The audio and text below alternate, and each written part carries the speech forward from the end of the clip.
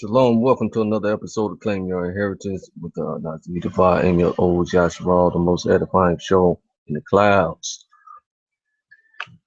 So I called in the Columel show today, right? Lyin Lexx. New name, Lyin Next. Cause he got 3 necks. This nigga lied on air, right? He be making me think he worked for Jewishers. You know what I'm saying? Like he's paid by Jewishers to cover up certain things. And they gave him the okay to say, okay, yeah, Jewishers, that Israel's black. You know what I'm saying? But don't say anything more than that, sir. You got that, boy? But see, I called in the Columel show. Talk with the Titans. Lyin Next was on there talking crazy the entire time, right? So since I peeped game how insane he was talking the entire time, I challenged him with a question. I specifically asked this man, I said, okay, from when I look at the Torah, because that's all he deals with, right? He don't even trust the New Testament. Brain gone, you know what I'm saying? So I asked him, from what I see in the Torah, right? It appears we need to be seeking out the culprits of slavery and holding them accountable today. So I'm interested to hear Zion's plans or ideas about seeking out the culprits of slavery and holding them accountable today. Very cut and dry question. Okay. Very easy to understand. And if you knew anything about the Old Testament that he calls Torah, right? Okay. If you knew anything about it, that concept would automatically come to your mind. And you would know 20 verses to reference about what I said. Instead, this man says no such concept exists. He said those exact words don't exist in Torah. Okay, which I understand that, but that's a sheer buck dance. I wasn't quoting verbatim. So I'm gonna read a couple of things here, right, to show you that this man is. I mean, I already knew he was wicked for a long time, but come on, man.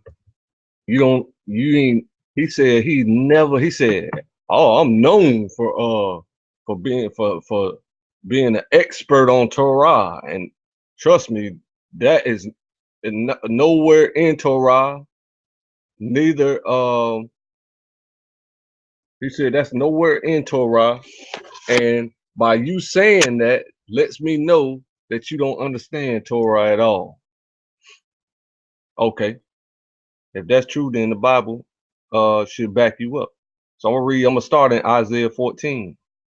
Okay. For the Lord will have mercy on Jacob. I'm gonna read it in English for you because I know it's hard for you to understand all them these and thous, right? Okay, that's fine. Let me switch it up in English for you. Isaiah 14.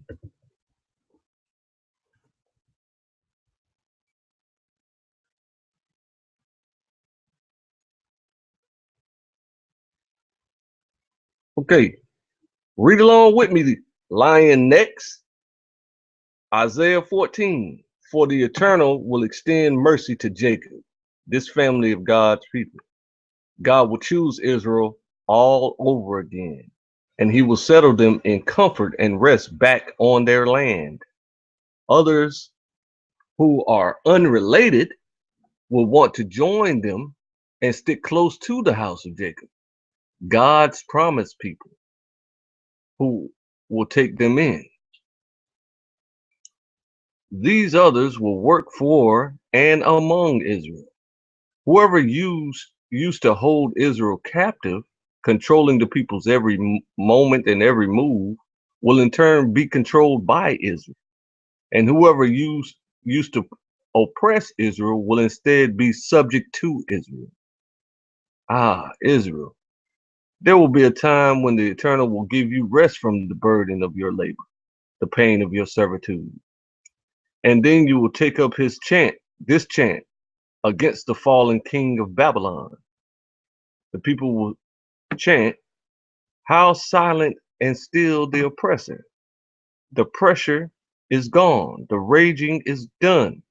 The Eternal has broken the hold of the wicked, snapped the staff of the scepter of tyrannical rulers. They would stop at nothing to beat, batter, and bruise the nations, constantly raging as they hunted down and tyrannized with the peoples. The whole earth, mountains to sea, breathes a sigh of relief. The peace and quiet erupts into a lively, joyful song. The cypresses and cedars of Lebanon rejoice at his demise, singing, you can't hurt us anymore. Now that you've been cut down, no one comes to cut us down. Old Babylon, the land of the dead, is excited to greet you at its door. Your king will enter the grave with ghastly pomp. It stirs the shadows and spirits of the dead, all long forgotten leaders. It arouses all the dethroned kings of the nations to welcome your arrival. These departed souls will respond to you with rattling voices. The departed souls will say, even you, who were so powerful and unstoppable in life, have been weakened just like us.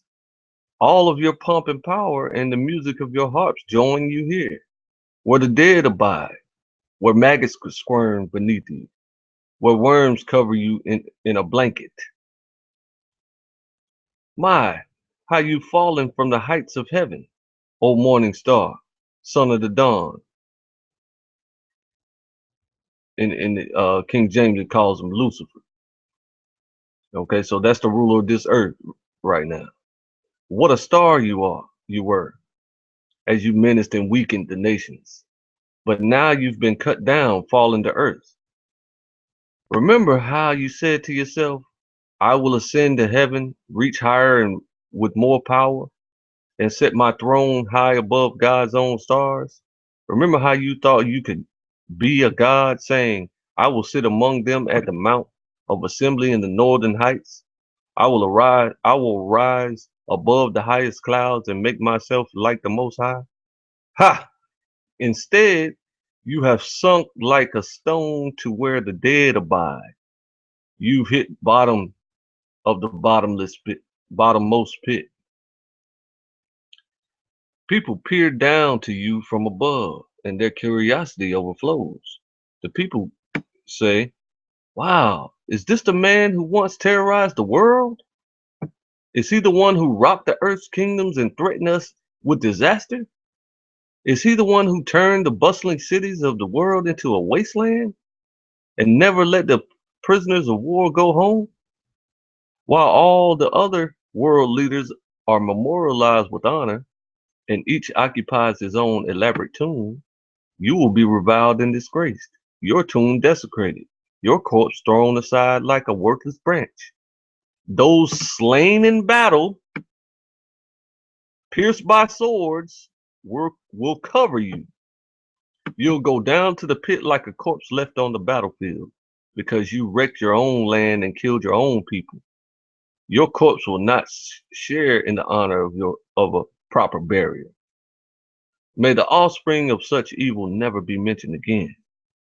Don't speak their names or hear their tales.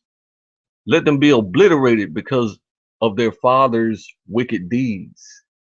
See what I asked him? I said, you're supposed to find the culprits of the various slaveries. Well, I just said slavery, which kind of denotes the transatlantic slave trade, but Satan has had us in many slaveries. Uh, I think it started with Babylon when Esau conquered Babylon. Okay, so let them be obliterated because of their father's wicked deeds, so that they never have a chance to follow in their steps, terrorizing and possessing the earth, filling up the world with cities. Then people can live in normalcy and peace. The Eternal One says, I will move against Babylon and put an end to her future generations.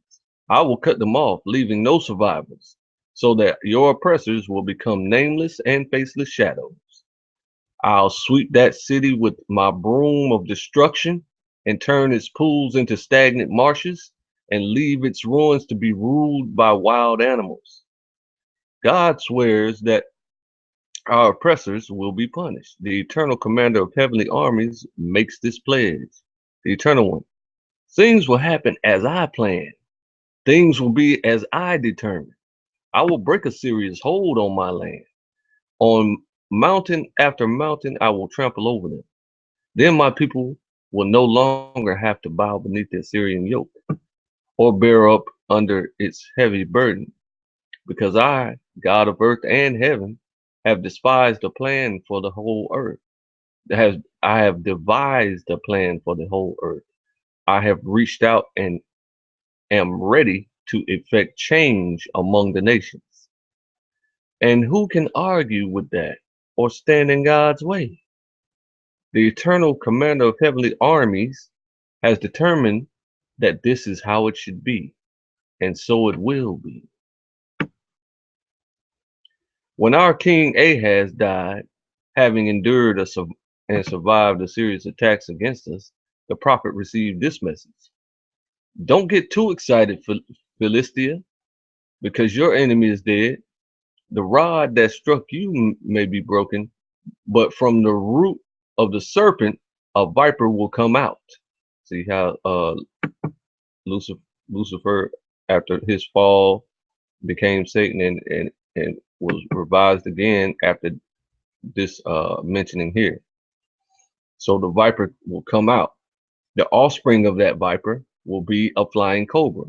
So here you have again a reference to Satan bearing children on earth, and we can see them every day. We, you know, people who study this kind of stuff know who they are. The poor among us will have enough to eat. The needy and most vulnerable will sleep in peace. But I will go after your key people with famine, and then wipe out any who remain. Look out, Philistia, you will soon vanish. Let your gates and your city walls cry out. It'll be bad for you soon, because an army from the north is bearing down on you, burning cities in its wake, and there is not a straggler in its ranks. So, how do we answer the ambassadors of the nations? The Eternal has made Zion what it is, and his humbled and afflicted people will find shelter there. Okay, so this tells you that uh, uh, the Most High, when he says, I'm going to do something, he uses armies to do it most of the time. You know, when he's talking about dealing with an entire nation, he brings an entire nation against the nation that he wants to punish. But Lyin Next never read that before in his life, obviously. Okay, no problem. I'm gonna show you even more of what I mean by this, because he said that wasn't in the Torah. So I mean, I guess he's talking about the Pentateuch or something. Because last time I checked, I thought Isaiah was Torah. I consider all Israelite writings Torah, but of course this guy doesn't. That's fine. I'm gonna show him some more. He gonna learn today. Psalm 10:5. Okay.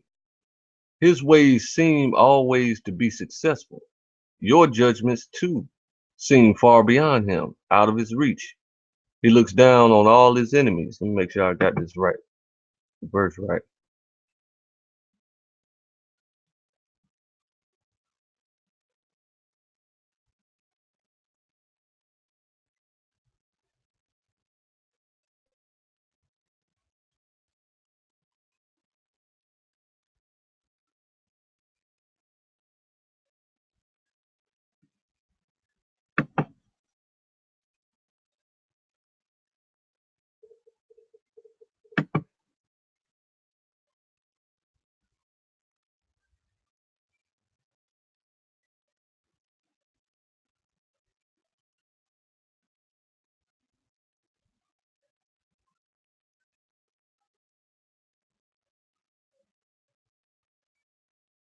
Oh, 10:15. Okay. Wasn't sounding right. So 10:15. Let me try, try to edify this young man, right? You know, he wants to debate polite for vainglory. You're not even supposed to deal with unbelievers in that way. They're too dumb to understand anything. Polite will never accept the Bible. Okay, Psalm 10:15. Break the arm of the one guilty of doing evil. Okay, so that's what he's telling us to do. Break the arm of the one guilty of doing evil. When you say arm, you mean army. Break the army of the one doing evil. Investigate all his wicked acts. Hold him responsible. That's what I said. Accountable. Accountable is a synonym for responsible. I can look it up and show you, but I'm pretty sure you do know that because y'all are very intelligent people. All right. So it says, break the arm of the one guilty of doing evil. Investigate all his wicked acts. Hold him responsible for every last one of them. Every last one of his wicked acts. That's what I asked him. I said, what is your plans? What are your plans or ideas about seeking out the culprits of slavery and holding them accountable today? You telling me Psalms is not Torah? Okay. All right. You didn't know that. That's fine. You never read it before. I understand. But he said, I don't understand Torah. I don't understand Torah when I'm sitting here reading it directly to you. That's why his new name is Lyin Next. He has 3 of them, and they all lie. Now I'm gonna read you some more, just to back up my point a little bit. I ain't gonna give you all the precepts, because it's not unnecessary. You should already know this information.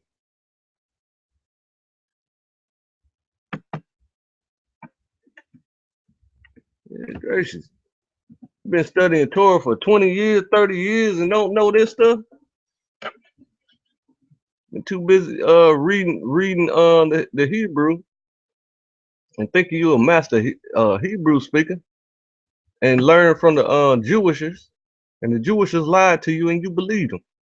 That's why you was in love with Harry Rosenberg for so long uh until the general saw suit and said he straighten your dumb ass out. Now read this Jeremiah 51:20 with me. Eternal one, you are my war club, my weapon for battle. With you I shatter nations. With you I destroy kingdoms. Who this talking about? I'm finna show you. Since you don't know who that's talking about, you never read it before. It's not in Torah according to you, and I don't understand Torah according to you because all 3 of your necks lie. Everybody knows this already, but you know what I'm saying? They still keep giving you airplay because you real charismatic. You know what I'm saying? You wear a lot of jewelry, you drive a nice car, you go places, you got money. Wow, that's wonderful. Now, I'm going to show you who that's talking about. Jeremiah 51. The Eternal One has this to say regarding Babylon. Okay, the Eternal One. Which as I stir up a destroying wind against Babylon and the people of Chaldea, the people of Chaldea,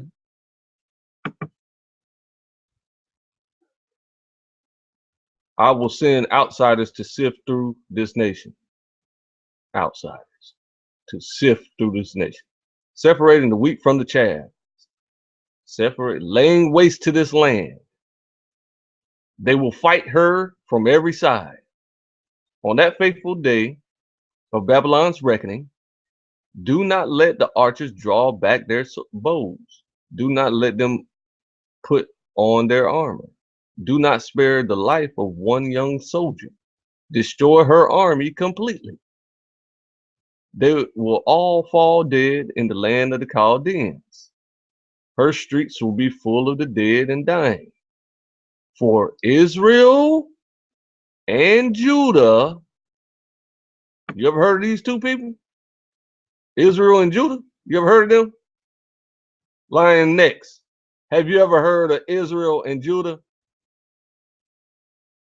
Okay, you don't want to lie about that. Okay, that's fine. Maybe you have heard of it because you say their names often. For Israel and Judah have not been forsaken by their God, the Eternal One, commander of heavenly armies. Even though their land is awash with the guilt of their sins against the Holy One of Israel. Okay, so you that's how you responded to my question. I asked you, how do you what are your plans or ideas about holding the culprits of slavery accountable today? You said the Bible says we're the culprits for slavery. All right, which is partially true. But then there was other people involved as well, not just ourselves. Okay. So now this is how you responded. The guilt of our sins just means we should just forget slavery and just move on with our lives instead of recouping the funds that they stole all this time. The metals, the precious metals, the diamonds, the other precious minerals, the art, all of our heirlooms. Well, I mean, you got hey, I'll accept your portion of the inheritance. That's fine. I'll do that. How about that? Okay. Get out of Babylon. Escape with your lives. Do not be caught up in Babylon's punishment, for this is the time for the Eternal to avenge his people. He will pay Babylon what she deserves. Babylon has been a golden cup in the Eternal's hand, intoxicating the whole earth. Yes, the nations drank her wine, which is why they went mad. But now Babylon, cup of God's wrath, has fallen and shattered. Weep for her if you can. Give her something for her pain. Perhaps she may still be healed. Perhaps. You see this? So I'm telling you that your brain don't work, okay? And you need to reread the entire Torah 15 more times in English and Hebrew, whatever makes you happy, bro. I'm reading in English and I understand it completely. Now, the portion of Jacob is not like any of these above cursed people that's getting ready to be destroyed by our hands. Okay. He was not fashioned by human hands. The portion of Jacob was not fashioned by human hands. Instead, it was he who made all things and appointed Israel to inherit it all. Okay. So, of course, that's talking about Emmanuel Hamashiach of Nazareth, but he wouldn't know that, of course. His name is the Eternal, Commander of Heavenly Armies, not fashioned by human hands. Okay. You are my war club, my weapon for battle. With you I will shatter nations. With you I will destroy kingdoms. With you I will shatter the horse and its rider. With you I will shatter the chariot and its driver. With you I will shatter men and women. With you I will shatter both young and old. With you I will shatter the young man and the maiden. With you I will shatter the shepherd and his flock. With you I will shatter the farmer and his oxen. With you I will shatter governors and leaders. But now, before your very eyes, I will repay Babylon and the people of Chaldea for all the harm they have done in Zion. Because Zion is the one that's going to repay and recompense. Ah, goes on to tell us to lift up the battle flag, sound the trumpet, call the nations together, prepare the forces for battle against uh, Babylon, summon the kingdoms of Ararat, Mini, and Ashkenaz. Assign a commander to lead the troops against terror.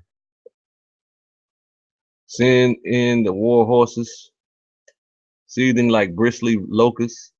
Prepare the nations for battle against her, the kings of the Medes, their governors and leaders, and the lands they rule. As the battle rages, the land trembles and rides. For the Eternal is accomplished his purposes against Babylon. He will lay waste her land and leave it completely empty. So, I mean, you just basically just done if you didn't know that. So, been reading for 20 years and never read that before. You said nowhere, it doesn't exist anywhere in Torah at all.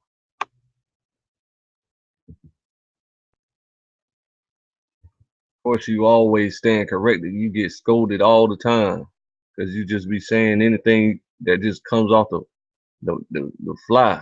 You don't know nothing about the Bible at all. All you know is how to speak Hebrew a lot. That ain't doing you no good. Jews should speak Hebrew all day, every day, and lie 24 hours a day. What you talking about? Tell me it's not in Torah, then you're gonna tell me I don't understand Torah from asking you a simple question.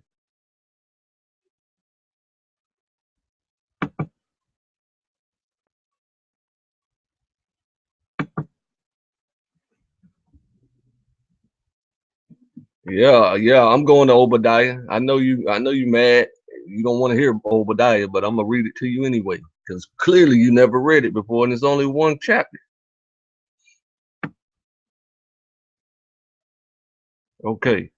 This is the vision that came to Obadiah. Listen carefully to what the eternal Lord says about the nation of Edom lying next. Learn from their fate.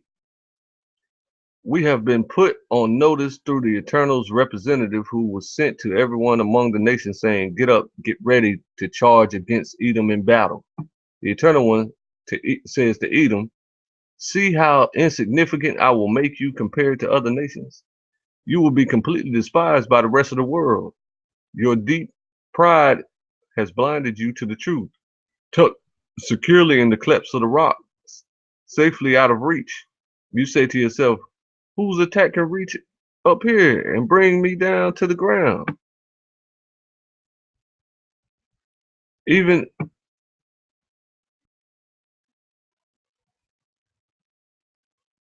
even if you fly high as the eagle, believing yourself strong and free, and put your nest among the stars, I will have no trouble bringing you down.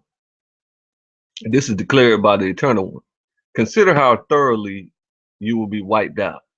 If thieves come to steal from you and robbers arrive under cover of night, won't they take only what they want? If the grape harvesters arrive, doesn't their hasty picking usually leave some fruit in the field for the poor? But Esau, your nation will be ransacked. There will be nothing left. Every last treasure you had carefully hidden will be taken. Your supposed allies, every last one, will turn against you. They will run you out of your own town, and those who promised you peace will lie to your face and conquer you. Even those who shared your bread will ambush you. You won't understand what's happening until it's too late. The Eternal One says, when this day comes, won't I destroy the wisest citizens of Edom? Make all insight vanish from Mount Esau and leave all helpless? As for your warriors, great Edomite city of Teman, they will be routed, shattered. Their slaughtered bodies will cut off everyone's path to Mount Esau. Because because of your violent history against your brother Jacob, you know who Jacob is, Lyin next? Oh, okay, you might. Shame will envelop you, and your nation will be destroyed forever. You just stood there doing nothing while strangers ransacked their city. while invaders rushed through the gates and divided up Jerusalem for themselves, you might as well have been one of them. You should have never gloated over your brother's tragedy that day or been secretly happy about all their misfortune. You should never have celebrated the people of Judah's decimation. You should never have acted so arrogantly on that day they suffered so much. You should never have walked through the city gates of my people on the day of this disaster. You should never have gloated at their difficulties on the day of this disaster. You should never have taken advantage of them and their wealth on the day of this disaster. You should never have lain in wait along the crossroads to cut off those trying to escape. You should never have handed over the handful of survivors to Babylonian captivity on the day of their great distress. The day of the Eternal's judgment for all the nations is near. Whatever evil you have done will be done to you. Your deeds will come crashing back on your head. The Eternal One says, just as you drank to the defeat of my people on my holy mountain, where is this holy mountain? Where's the people? Where's Esau today? They're in this holy mountain. See that? See that? Now you and all the nations around you will always drink excessively. They will be forced to drink and guzzle a mouthful of suffering, and it will be as if they never existed. But on Mount Zion will be a place of safety. Some will escape to that holy hill, and the people of Jacob will conquer and possess them, those who conquered and dispossessed them. You see that? Jacob will conquer. The people of Jacob, the people of Jacob will become a fire, and the family of Joseph, which is another name for the northern kingdom, a flame. They will ignite and consume the people of Esau as they execute divine punishment until only dry stubble remains. No one from the people of Esau will survive the conflagration. So declares the Eternal One. The Eternal One says, the people from the southern desert will take over Mount Esau. The people from the southern desert, we know these people to be Arabs, of course. Okay. And those from the foothills will flood into the Philistines' coastal plain. They will possess the fertile lands of Ephraim and Samaria, and Benjamin's people will inhabit Gilead. The army of exiled sons and daughters of Israel, he called us an army. Hey, the Eternal One so loving. We're an army. The army of exiled sons and daughters of Israel will stream back home and along live along the coast and possess the Canaanites as far as Zarephath. Okay. And the exiles of Jerusalem who live in Sepharad will settle down in the cities and villages of the south. These deliverers will go up to Mount Zion, my holy hill, and justly rule Mount Esau from there. And the kingdom they establish will belong to the Eternal One alone. So this is the millennial reign right here we talking about. You understand what I'm saying? It says the prophecies, when they link together, it says that we're gonna gather ourselves together in mind and spirit, right? In mentality, and have an agreement on the Constitution and appoint one head over us. Then,